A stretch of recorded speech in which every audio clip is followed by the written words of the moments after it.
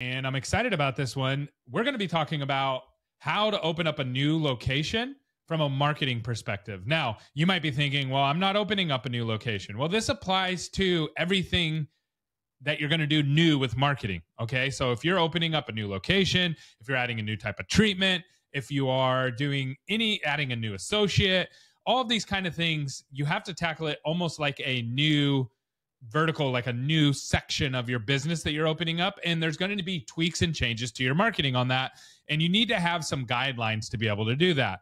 And so today, I'm going to give you some frameworks. And then at the end, I'm going to give you a client avatar worksheet, how to build out your avatar, a UVP worksheet, how to build out your unique value proposition, which is really important for everything from selling dentistry in the office all the way up to your marketing, your phones, everything like that.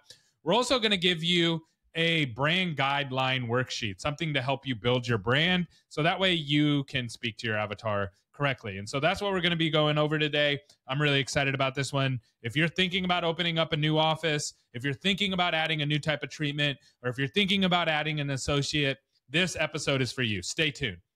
Welcome back to another episode of Dental Marketing Go. I'm your host, Gary Bird. I'm the owner of SMC National, where we help offices just like yours level the playing field against the big guys out there so you can grow the way that you want. But you can't grow if you don't have your house in order and you aren't doing things in the right order. So if you're opening a new practice, adding a new type of treatment, or adding an associate, you have to do things in this order. It's so important. If you don't, your marketing will not work. I guarantee it. And just work through a couple of these things. So the first thing you need to do, if you're opening a new practice, or if you're adding a new associate, or you're doing a new type of treatment you want to attract patients for, the very first thing you need to do is nail down your avatar. Who is the patient that you're speaking to? And this is so crucial. I'm going to use an extreme example, right? Let's say you're in office and you want to attract. That's great. But who have you been attracting up to that point? And you say, well, I work with families. Well, families don't do full arch, right? The avatar for a family practice is a 35-year-old mom, where the avatar for full arch is going to be like a 50, 60-year-old middle-class male, right? So two different avatars, radically two different avatars. And the marketing that you're going to do for one is going to be radically different than the other. This is why when people try to market services, it doesn't work. Another way that we see this is in ortho. It's a huge difference between marketing to a kid, marketing to a teen, and marketing to the working woman avatar, which is a huge growing segment in the ortho space right now. Huge. It's like it's going to continue to expand. Those are all different, right? You can't have like a Chuck E. Cheese vibe and try to attract the working woman vibe for that wants to fix her smile, right? Those are two different avatars. So you got to get your avatar nailed down every single time. And anytime that you change treatment, your avatar potentially changes as well. If you're pedo, that's different than full arch or family dentistry or whatever, right? So I think you understand that, right? So comment if you want the avatar worksheet, comment down below. I'll get that to you. And it's just a questionnaire. It just goes through and basically breaks down everything that you need to know about your avatar and then tells you at the end, here's what you should be targeting, okay? All right, so next. This is the second thing you need to do. So I'm doing these in order, okay? Naming your practice, all right? Now, here's what everybody does. They name their practice, and then they pick their avatar. That's the wrong way to do it. You want a name to a practice that speaks to your avatar. You don't want to be Chuck E. Cheese, try to find like investment bakers to come to your establishment, right? Doesn't work. Or flip-flop that. You don't want to be like Morgan and Morgan and you're a play center for little kids. Doesn't work. You need to speak to your avatar. Now, from there, you need to decide if you're going to pick a name that's going to be SEO friendly. It's going to be brand friendly. SEO friendly is dentist in city name. So if you go dentistinroseville.com and that's the name of your practice, that's awesome for SEO. But probably not the best for branding because I don't really remember the name of the practice, right? It's more directions to the practice. Okay, and we see this a lot. Remember back in the good old days when the phone books were out everybody named their business 123 Cleaning or A to Z Cleaning. Do you know why they did that? Like there was tons of business. We don't see this anymore, but there was tons of them. They would do that because it put you at the front of the phone book. Remember, phone books were ranked by alphabetical order. So if you were 123 carpet cleaning, you would be at the front of the phone book right when you open it up under the carpet cleaning section. Make sense? But people don't do that anymore. Now we optimize for SEO. So now you have, Eve put it in the comments, dentist near me, city name, right? So you need to decide which is more important to you. Do you want to build a brand that people remember the name? Or do you want to rank for SEO?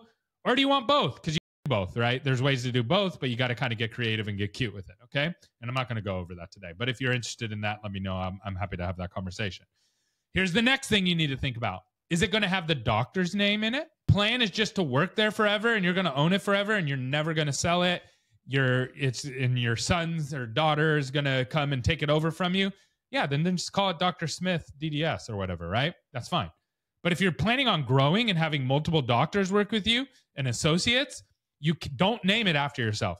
You're just going to end up having to change it because here's what happens. Gary Bird DDS practice, and then I hire an associate, Dr. Smith. No one wants to work with Dr. Smith. They all want to work with Dr. Bird because I have my name on the side. And then I'm like, I can't get patients to work with Dr. Smith. Change your name. Okay. The other thing you need to think about is, are you going to have one brand or multiple brands or even multiple locations? The reason this is important is if you do dentist in city name, so dentistinroseville.com, that's one brand. You don't get to build multiple brands with that because the next one you're not going to open up in the same city. So then in the next city, you're going to do dentist in Rockland or dentist in Cypress or dentist in whatever city name, and you're not going to be able to connect those brands. So if you want to have one big brand, you can't really do that. So you need to think ahead on these things, right? Before, what is your long-term vision? Also, you need to think about the city and the competition and looking different too. If everybody in your city is super optimized for SEO, then it kind of negates having a really SEO name like dentist in city name or dentist near me city name. You want to then look different. How do I look different than everybody? If everybody's optimized with just Dr. Smith DDS, then maybe just by optimizing for SEO, now you're different than everybody else and you get the SEO benefit. You want to look at that. The market matters, right? Okay, so what do we got so far? We want to open up a new office. We want to get a new type of treatment. We want to add an associate. First thing you need to do, who's the avatar? Who are you speaking to here? Don't say bread and butter dentistry. Don't say, I want to work with everybody. Doesn't work. Okay, then from there, now you need to name the practice properly to actually do what you want to do. If you are DDS and you want to do full arch, not going to work. It's not going to work, right? That's an extreme example, but you get what I'm saying. If you say, oh, I want to add an associate and I want to attract 40 more new patients for them and keep them busy, and your practice name is Dr. Smith, it's not going to work the way you think it is. It's going to be hard. Patients aren't going to want to go see Dr. Smith. They want to see you. Okay, so you need to nail that down, naming your practice. Next, you need to build your brand. Now build your brand. Everybody does this backwards. They build their brand, then they name their practice, and then they're like, all right, now who do we want to speak to? Wrong. Build the brand next. Is the brand aligned with the avatar? If you are a 60-year-old male dentist and your avatar is a 20-year-old woman mom, 2-year-old, 3-year-old kid, you probably shouldn't love your brand, right?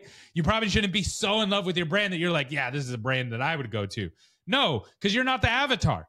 Now, if you're a 30-year-old woman, mom, dentist, and your avatar is a 30-year-old mom, then you should love your brand, right? It should speak to you, all right? Now, here's where it gets really nuanced. If you are a dentist making $300,000 a year, $400,000 a year take home, and your patient base is, their average household income is $40,000, then you need to be careful of loving your brand. right? Because you are making 5 times more, 4 times more than them. So you can easily build a brand that speaks to you and not to your patient base. So you need to be careful of that. You need to think through that as well. Okay, so you want to make sure that your brand speaks to the avatar, not necessarily to you unless you are the avatar, both in gender and in age and in income bracket and in interest. Okay, some people get this really right and some people get this really, really wrong. All right, I've literally told dentists before, they said, I don't like my website. I'm like, I literally am excited because you don't like your website because you're not the avatar. So if you liked it, I would be worried. All right. All right. Number next. So we're adding a new office. We're adding a new treatment type. We're adding a new associate. Now what? Now what do we do? So first we build the avatar. We got the worksheet. Comment below if you want that. Next, you're naming your practice properly. Next, you're building a brand. We have a whole brand worksheet down below. It's free. Comment if you want that. Next, address and phone number. You say address and phone number. Why is that so important? This is one of the first things that you want to get. Once you have the address and the phone number, you can build the Google My Business. And that's like one of the most important digital real estates you can have besides a URL. No marketing company can really help you until you have this, okay? Address and phone number. So I'm just going to quickly go over that. And then make sure you own it. Don't let somebody else own it. That's a good rule too. And now we can start marketing. So now that if we have those things, you can now start talking about, okay, let's start marketing. And you want to front load the marketing, digital marketing, about 2 weeks out. You want to have about 2 weeks lead time. Now we're going to start slamming in new patients, start scheduling them. And you don't want to do it a month out. Why? I've had people say, oh, I'll spend $30,000, $40,000 and let's start 2 months ahead of time. You're going to schedule the patients and then they're going to no-show and you just wasted all those marketing dollars, right? No one wants to wait 2 months. So about 2 weeks out, you need to start slamming marketing. And this is the scary part. You have to work with somebody that actually knows what they're doing. If the person that does all this stuff for you doesn't know what they're doing, this is where it becomes extremely scary. And then from there, now let's start to get some of our unique value proposition and those kind of things, our call to actions for the patients. Let's start working that into our website, into our phone scripting, and into our treatment coordinating. What makes you unique and what makes you different?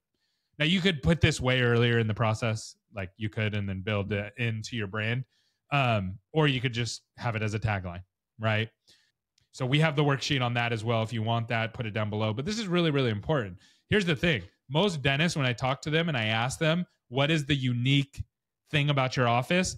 They almost always list the things that are not unique about dentists. Their education. Well, that's not unique. Every dentist goes through a certain level of education, right?